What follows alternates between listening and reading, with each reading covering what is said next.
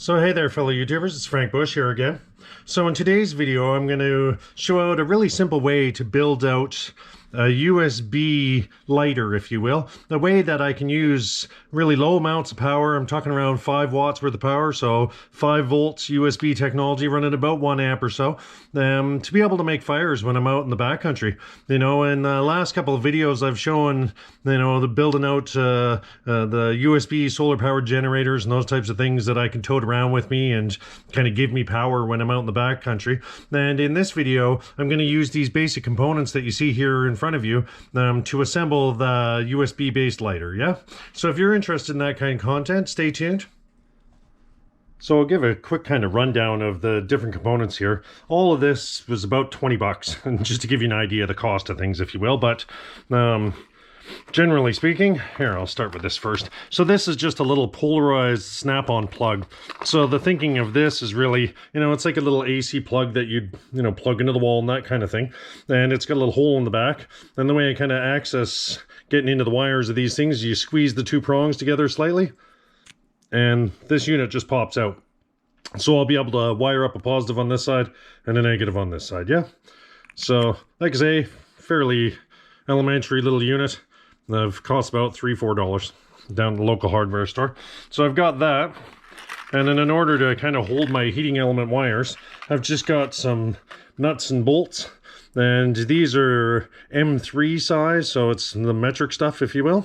And, you know, 6mm in length. So I'm just using a couple really kind of small scale screws and that kind of thing, right? And then in this bag, I just had similar sized ones, and I actually just want the washers off these. So I don't plan on using the bolts that are sitting in here. I just, like I say, I wanted the washers more than anything. And then I've got this. Now this is called nichrome wire. And to give you an idea of the exact size of this, hopefully the camera's picking that up. It's really a fairly fine wire in that regard, but it's a 32 gauge wire, so 0.02 millimeters in diameter. So it's really, like I say, quite a tiny wire in that regard. But nichrome is really good in the regards of it has a really high resistivity when it comes to the electrical conductivity, thermal conductivity, and that kind of thing, right? So when you apply electricity to this, it wants to generate a lot of heat. If you look in toasters and those types of things, the little elements that are running in toasters, or if you look in a hair dryer, you know, when you're running a hair dryer and you don't have the fan on, you'll see the elements getting red on the inside. All of those things are made out of this type of wire. And like I said, this is a really small gauge wire because I really want to have it that it takes very little amounts of power to be able to generate temperatures up to about 800 degrees Fahrenheit. So needless to say, when I worked out all the calculations of, you know, temperatures and efficiencies and what the resistance was and all that shenanigans, what I found was, you know, using a really small diameter wire like this was more ideal if I wanted to keep the power consumption down. And this is really just an old USB cable that I have, you know, standard USB stuff, and it had the micro USB on there. I don't really run too many devices that have the micro USB anymore, so I just wanted the cable more than anything. So I plan on snipping off this end and just having the wiring that's in it. So that's the more critical part in that bit.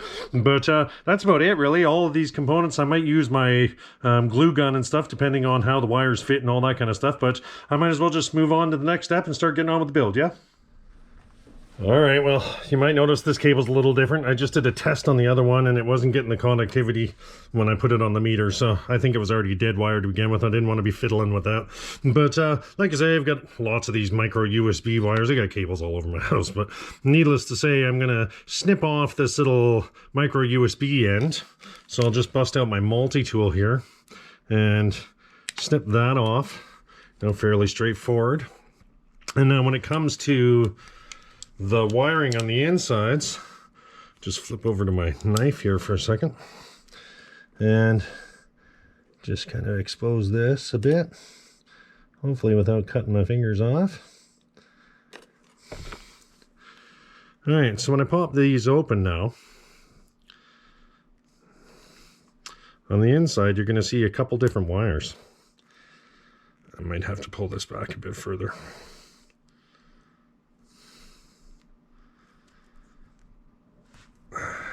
Let's see. So now on the inside, you're going to see a couple different wires here. And it looks like these ones are fairly faded.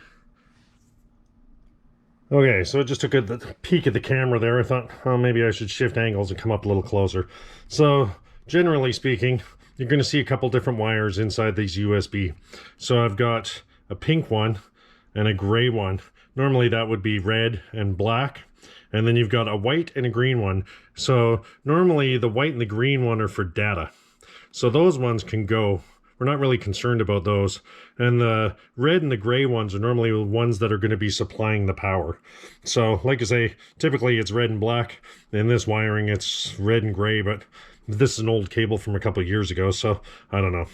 It's such as life, right? But either way, what I'll do is I'll shift angles now and I'll just plug it in and then show you on the meter that this is reaching the 5 volts that we're looking for, yeah?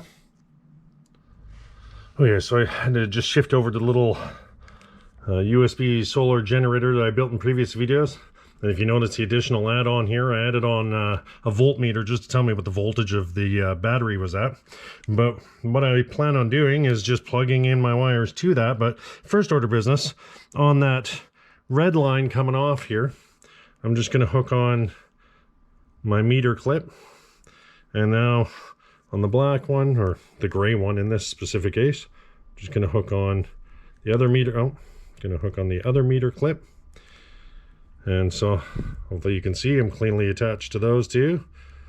I know I'm not doing the best camera work on this regard, but now I'll just switch over to volts on my display. And when it comes to my meter, you've seen this in previous videos, this little USB meter that I use to kind of see what the power flow is and that type of thing. So I'm just going to plug that into my USB generator.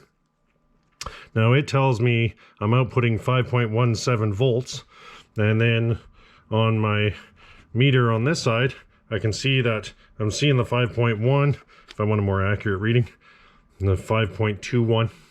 So that tells me the volts are coming through the line. I have no issues.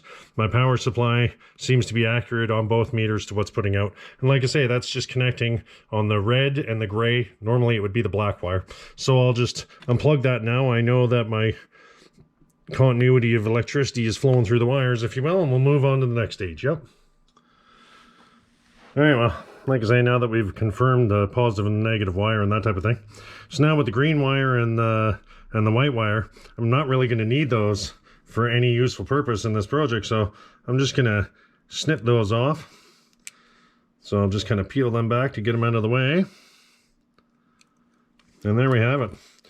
Now I'm down to just the black and gray, the black gray wire and the red pink wire, if you will, of just, it's unfortunate that they're faded like that, but like I say, they're almost always just red and black, right? But now when it comes to my plug mechanism, my thinking really is I'm going to want to feed, I'll just kind of put those together for a second. Now through the back of the plug, there's a hole there where I'm just going to feed my cabling in and feed my USB wires right out. And we'll kind of set them out as such.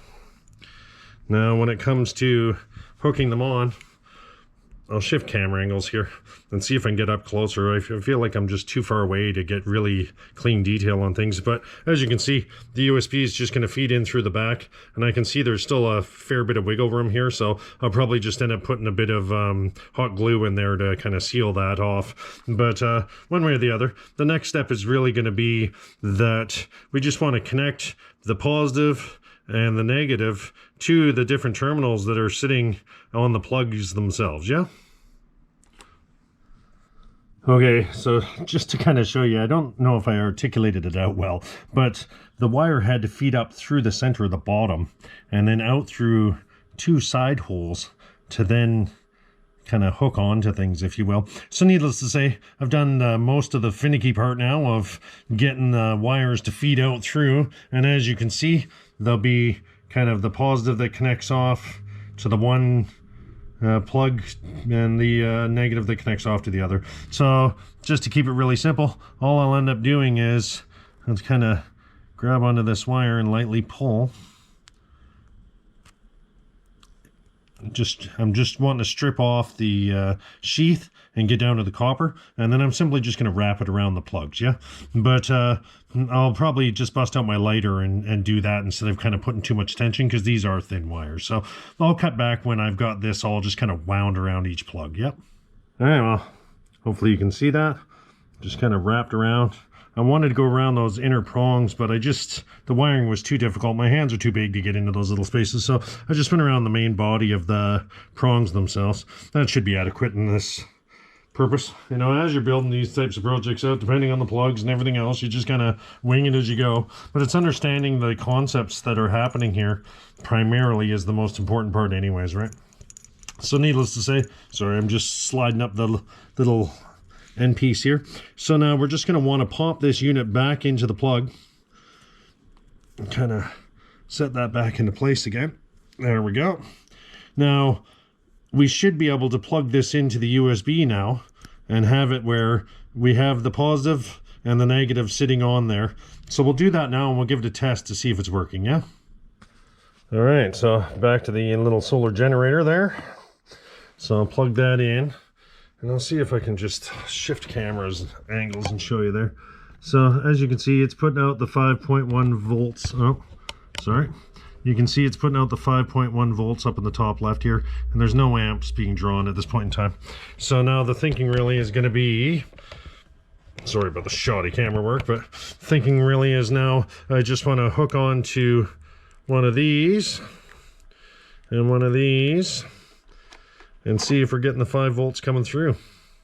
So my polarity is off, so I'm seeing a negative, but you can see, hopefully in the camera there, you can see I'm getting 5.1 volts going through. Now I'm not overly concerned which way the polarity is flowing in this specific situation, because one way or the other, there's going to be wire hooked onto both terminals.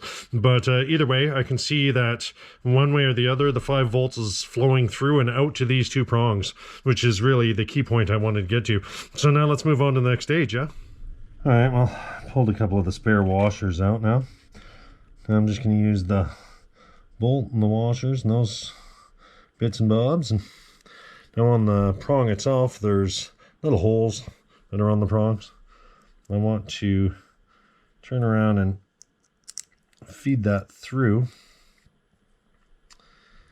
And really, I just wanted those washers to give a bit of spacing in between the two. And the thinking really is, it's really elementary. I'm just putting a bolt through the hole, if you will. And that'll be the place that I can now attach my nichrome wire to. So I'll turn around and just loosely put that on for right now. I'll do the same on the other side.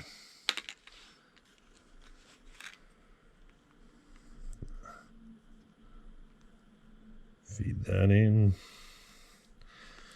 And feed that on there. And this is really, like I say, I'm just wanting to create terminals now where I can attach on my nichrome wire. And we'll go and cut that to the appropriate length here in a second. But one way or the other, got those on kind of loosely enough to kind of get ready for the wiring. And we'll move on to the next stage, yeah? Okay, so we're almost at the point of hooking on the nichrome wire, but I wanted to stop and the nichrome wire, I want to stop and kind of discuss this a little bit of the lengths you need and the temperatures that I'm wanting to achieve and those types of things. So from my calculations, what I've worked out is that if I use a 5-inch length of wire, because this is a 32 gauge wire, if I use a 5-inch length of wire, that I should get 4.3958 ohms in resistance. And what that really turns into is I want it to use about 5.5 watts or so. So by using a 5-inch length of this wire, I can reach 5.613 watts to give you an exact number of what I'm expecting to see. So that's about an amp that's going to be drawn off this USB. And it's going to be pulling, well, to be specific, it's going to be pulling 1.13 amps at 4.9673 volts. So, like I say, I want this to be a really kind of low power consumption unit, but I do want it to get hot enough to reach a temperature where it can ignite char or tinder or wood of any kind, if you will. And I should be able to achieve reaching about 800 degrees Fahrenheit, which is roughly 426.6 degrees Celsius. So to give you an idea of the temperatures that I'm hoping to achieve. So the first order of business I'm going to want to do is go cut, like I say, hopefully you can see the wire there. What I want to do is go cut an exact 5-inch length of that. So I'm just going to grab my measuring tape and snip a piece of wire that's exactly 5 inches long. Yep. Getting the camera angles on such fine things gets tricky, but so I've got the wire here now, and you're probably not going to be able to see that on the camera very well, but I'm just going to turn around and measure a length of 5 inches. Just hold it right there. Now that's going to be the spot that I'm going to want to cut at. And there we have it. So, like I say, I know the gauge of the wire is fine, but I've cut my 5-inch piece of wire now. I'll just set that down, and then I'll show you my next step on that. Okay, so now I've just got a little jeweler's screwdriver. I know the camera's not going to give this a lot of justice, but I will show close-ups once it's done. So I'm going to take this nichrome wire now, and I'm just going to fold a small piece of it and just give it kind of a 90-degree bend. That's going to be my start point, if you will. And I'm going to hold that onto the jeweler's screwdriver, and I'm going to want to kind of start just twisting that around and forming some coils. I want to keep doing that and see if I can catch it on camera. Okay, I'm really just going to keep coiling that around until I get all the way to the point where I've got about the same amount of 1/2 inch or so length that's sticking off. We'll see if I can get that to be where both of them are pointing the same direction. And like I say, I know the camera's not really going to give this good justice, but that's the primary objective of what I'm wanting to achieve at this point in time. And then I'll just turn around and push those coils within reason together. And like I say, I'm now to a point where I'll try to put that into my hand. See if the camera can get that at all. Like I say, I know it's really fine wire, so needless to say, I've got these coils now that I've made, and I want to make sure they're not touching to each other, but I'll see if I can hold it up that way and get some backlight. Yeah, that's a bit better. It's a little bit blurry, but now all I want to really do now is take these coils and these end pieces here. I'm just going to put a little loop into them. So I'll just set that down there for a second. So now when it comes to the nuts that are on here, I'm just going to want to hook one side on and the other side on, and this heating element should be good to go. Yeah. So I'll just do that now, and then I'll cut back to show you when it's fully attached. All right, so hopefully you guys can see that okay. So now I've just got my little element connected on now. Just like I say, real tiny in size, but now, like I said earlier, my calculations were, I'll just make sure that there's no touching bits, because you don't want any of these loops to touch each other. They all have to stay cleanly separated. And that looks okay so far. So needless to say, with my calculations, it was the fact that I was using 4.96 volts at 1.13 amps. Now, and that was to reach 800 degrees Fahrenheit. So now let's test on the meter now and see exactly how much power it's consuming, and we'll see if we can get a red glow coming out of it. Yeah. Okay, so like I say, we'll bring it back over to the solar USB generator that we built out in previous videos there, and I'm just holding the hot end, if you will, in my hand, and I'll just plug this in. Normally takes a second for it to kind of get going. So we're going to see 4.64 volts at 1.1 amps. Hopefully the camera's picking that up all right. And then I'll see if I can Now it normally takes a second for this to kind of start to glow red, but hopefully you're seeing that where the element is starting to glow red now. So that's a good sign that we're producing a half decent amount of heat, and everything seems to be working. Like I said, when it came to the specs, my voltage is a little lower, but the amps that I'm running is exactly what I thought it would be around, right? So it's one of those things where we are producing pretty well right to spec of the power that was expected. So I'm of the approach of, like I say, let's bring this little bad boy out into the yard so I don't get a bunch of smoke in my house, and see if we can't light up some toilet paper and get things going. But we're using about, 5 watts, 5.5 watts. Very little amount of power. This is less power than you'd be charging a tablet at, right? Like I say, let's bring it out in the yard and see if we can get some things to catch on fire. Alright, well, so now I've just moved out into the yard, and I brought a couple tinder supplies. Got a bit of lint out of a dryer. Makes excellent tinder normally. And I've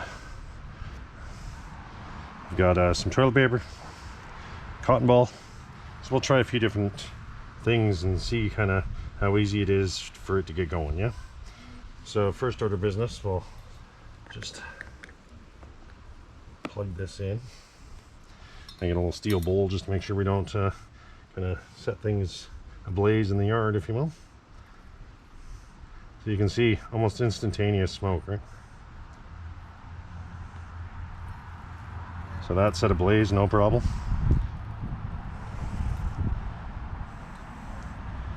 That was the dryer lint. Pop a cotton ball.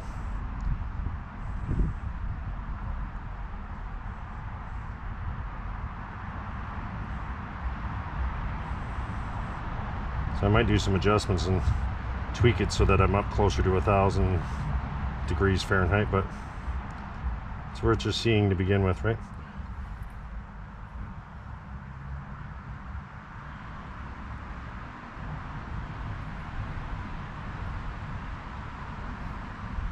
Huh. And my cotton balls go up real easy.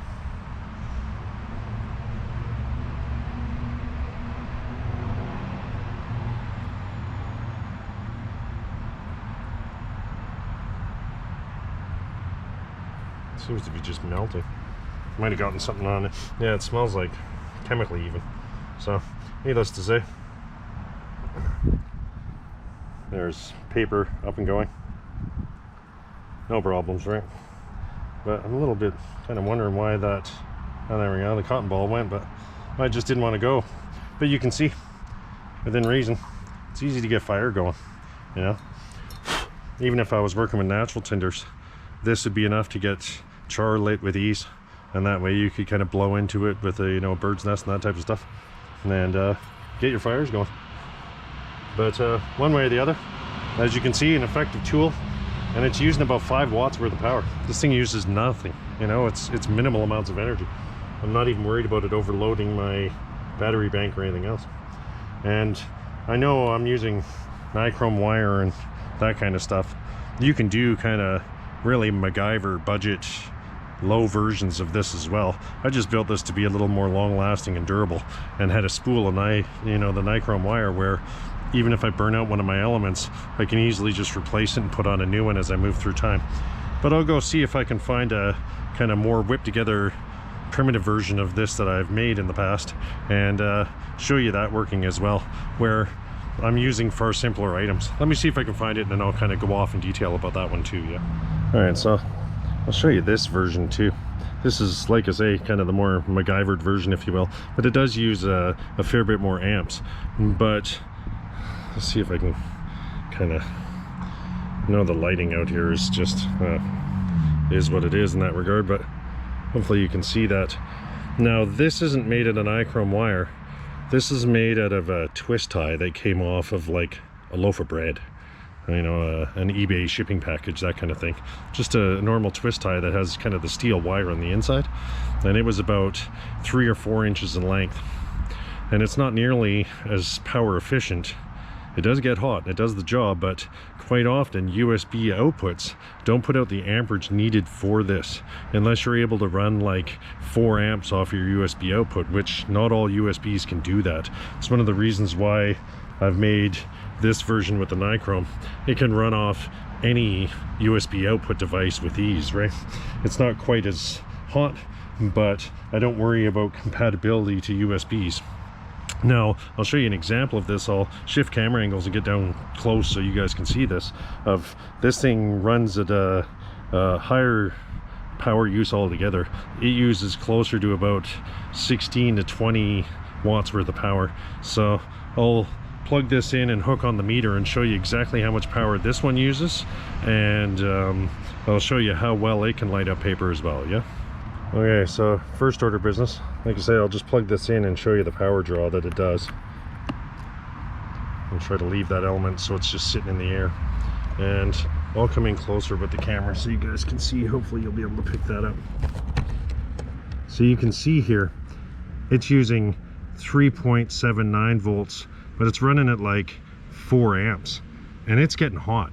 Like, to give you an idea, let's see if I can close in on that. This one's, hopefully you're seeing the red that's going on there, and like I say, that's just based off of a stainless steel twist tie. Nothing fancy in that regard when it comes to the metal, but because it's pulling that 4 amps at pretty well a constant, not a lot of USB outputs can give that level of power. This unit can, because I specifically built it to do rapid charging and high amp stuff, but not all can. So I'll shift camera angles and show you how fast though that this can get things ignited as well. So then, like I say, I've just got another piece of toilet paper here, and it's almost instantaneous. It really does get that paper going without an issue. But the drawback is I'm pulling 4 amps, whereas the one that I walked through the build today only uses 1 amp. So, and there's a kind of a key reason why I just unplug it and let things kind of cool. And this will just smolder away. There's a bit of water in the bottom of the bowl now, so it'll hopefully put itself up. But you can see there's not much more to this. And there's the red and black wire I was talking about earlier in the video. Normally you'll see that as being the wires that are inside the USB, if you will, instead of the gray and the pink or whatever that was in the wiring that I had. But it's easy enough if you got a little voltmeter, check things to make sure, you know, the power's going through the right places and that.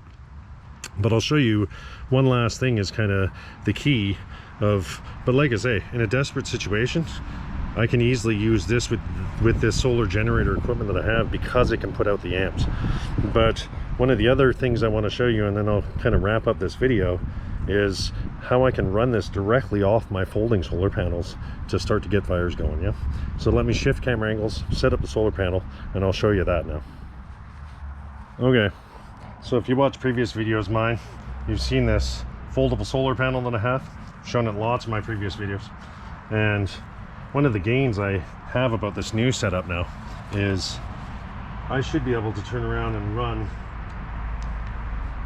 this directly off the solar panel now, because it's more efficient.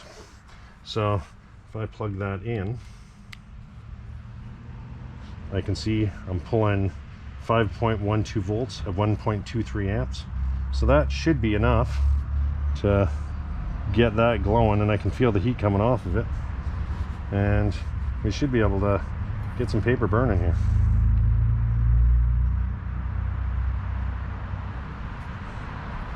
That's right off the solar panel. There's no batteries involved. This item has now turned my small portable solar panel into an easy way to make fires when I'm out in the field consistently as I move through time. Now, I've shown in other videos where I've as you can see, really easy. So it makes it for, you know, this device now for a survival situation can be fantastic, because I can have small, you know, 10-watt solar panel that's still enough power to give me, as long as there's sunlight, to give me easy fires. So like I say, I'll start to wrap this video up, yeah, but hopefully you got something out of it. Well, like I say, there you have it, fellow YouTubers. This is the ultra efficient backcountry USB powered way to make fire. Like I say, one of the key benefits of going this way, you know, this whole thing cost me like 20 bucks. It was nothing. It was dirt cheap, you know, and you could go the other way like I was showing, you know, kind of alluded to earlier, where if you were in a desperate situation and you really had no gear and you wanted to use a twist tie and just a scrap USB that you found, you can go this way, but often this requires too much power for a lot of USB outputs. But the one thing I really love about this new build, and like I say, I know it was really super easy, not much to it, stuff commonly available. There was no soldering or welding or any of that business. It was all just kind of, you know, assemble as required, if you will. But the one thing I really like about this reality of now having this as a piece of gear is it can work directly with my folding solar panel. You know, I'm in a situation now where I can easily turn around and make it that when I have this piece of equipment with me, I can simply just throw this right into my kit and have it where I'm now able to make fires right with my solar panel setup and not have to rely on battery use or anything else. You know, if it's easy enough for me to just throw this into my gear, and if the wire snaps or anything else, you know, when you saw the size of that spool of wire, it's easy enough for me to just have that with me as well. And now I've got the ability where, as long as this wire doesn't burn out, which there isn't really heavy amp load on it, it shouldn't, but it's easy enough. I normally have spare USBs to work with this, you know, foldable solar panel to provide me, you know, with energy when I'm out in the field for charging devices and that. But, you know, even if I end up in a bad spot and one of my wires gets shot, it's easy enough for me to just jerry rig up another wire and replace the one that's in here with no complex tools or anything else, and replace the elemental wire if I need to for the nichrome, and carry on making fires as I move through time with ease. You know, yes, I carry ferro rods. Yes, I have other devices that I carry with me. You know, quite often, I'll just see if I've even got it in my pocket. Quite often I have things like this little solar brother, which I should do a video on this, but it's really a little magnifying glass, if you will, for all intents and purposes, where it focuses the sunlight onto a point and allows me to, you know, easily make a fire that way as well. But I like having this kind of stuff in my kit. Now, I've shown in previous videos of churning salt water, you know, using salt water to make fresh water, you know, safe to drink and those types of things. Adding in fire and water elements into my kit and making it multi-purpose allows it where even without batteries, I can still create fire and purify water and do those types of things. And if you haven't seen the video for that, go back and watch it. And I believe I called it something along the lines of using salt water to make fresh water drinkable. Something along that lines. It was a couple months ago. But it's another one of those ultra low powered USB devices that, you know, is really great and lightweight and efficient and all that happiness. It's really great for use when you're out in the field. But either way, I'm going to wrap this video up because I know I just kind of will endlessly ramble about things. But if you enjoy this type of content, please like, share, and subscribe. And thanks for watching, yeah? Cheers.